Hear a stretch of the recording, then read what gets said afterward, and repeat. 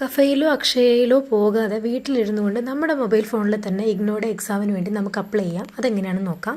ഗൂഗിളിൽ കയറിയിട്ട് ഇഗ്നോ സമർത്ത് പോർട്ടൽ എന്ന് സെർച്ച് ചെയ്യുക. അവിടെ വരുന്നത് ഈ ഒരു വിൻഡോ ഓപ്പൺ ചെയ്യുക. അവിടെ ഈ ഒരു കോളത്തിൽ നമ്മുടെ എൻറോൾമെൻറ്റ് നമ്പറും പാസ്വേഡും കൊടുത്ത് സൈൻ ഇൻ ചെയ്യുക. പിന്നീട് ഓപ്പൺ ആയിട്ട് വരുന്ന പേജിൽ എക്സാം ഫോം 2025 ഡിസംബർ എന്ന് പറയുന്ന ഒരു ഓപ്ഷനിൽ ക്ലിക്ക് ചെയ്യുക.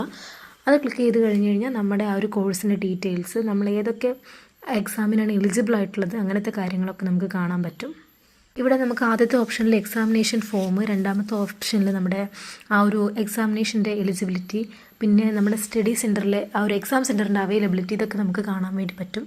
ഇതാണ് നമ്മുടെ ആ ഒരു എക്സാം ഫോമിൻ്റെ ഫീസൊക്കെ ഉൾപ്പെടുന്ന കാര്യങ്ങൾ. അവിടെ നമുക്ക് ഡേറ്റ് എപ്പോഴാണ് നമുക്ക് ഫൈൻ ഇല്ലാതെ അപ്ലൈ ചെയ്യാൻ പറ്റുന്നത് എന്നുള്ളതൊക്കെ കാണാൻ പറ്റും. അപ്പോൾ ഒരു പേപ്പറിന്, തിയറി പേപ്പറിന് 200 രൂപ വെച്ചാണ് ആവുന്നത്. പ്രൊജക്റ്റ് ഫീസ് 4 ക്രെഡിറ്റ് വരെ 300 രൂപയാണ് ഓരോ കോഴ്സിന്. 4 ക്രെഡിറ്റിന് മുകളിൽ 500 രൂപയാണ്. അപ്പോൾ ആ കാര്യങ്ങളൊക്കെ ഡീറ്റെയിൽ ആയിട്ടൊന്ന് വായിച്ച് നോക്കുക. അതിനുശേഷം നമുക്ക് എക്സാമിൻ്റെ ഗൈഡ് ലൈൻസ് തരും. പിന്നെ നമുക്ക് ഓരോ തിയറിയുടെ, ഓരോ നമ്മുടെ പേപ്പറിൻ്റെ കോഴ്സിൻ്റെ കാര്യങ്ങളൊക്കെ അവിടെ പറഞ്ഞിട്ടുണ്ടാവും. അതിനുശേഷം ഏറ്റവും താഴെയായിട്ട് ഡിക്ലറേഷൻ ഉണ്ടാവും.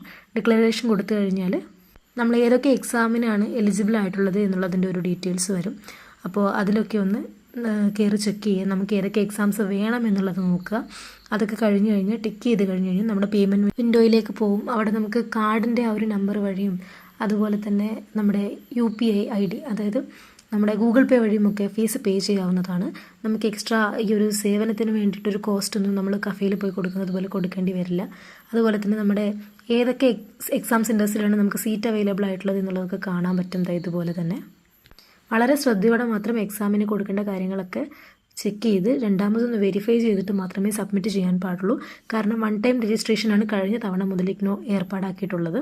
അപ്പോൾ വീണ്ടും ഇനിയൊരു രജിസ്ട്രേഷനുള്ളൊരു ചാൻസ് കിട്ടുമോ ഇല്ലയോ എന്നൊന്നും നമുക്കറിയില്ല.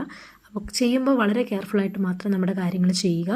എക്സാമിന് നമ്മൾ ആപ്ലിക്കേഷൻ ഫോം സബ്മിറ്റ് ചെയ്യുന്നതാണ് അല്ലെങ്കിൽ രജിസ്റ്റർ ചെയ്യുന്നതാണെന്നുള്ളത് നമ്മൾ ഓർക്കുക. ഈ ഒക്ടോബർ 6 വരെയാണ് നമുക്ക് ഫൈൻ ഇല്ലാതെ ഈ ഒരു എക്സാം രജിസ്ട്രേഷൻ ചെയ്യാൻ പറ്റുന്നത്.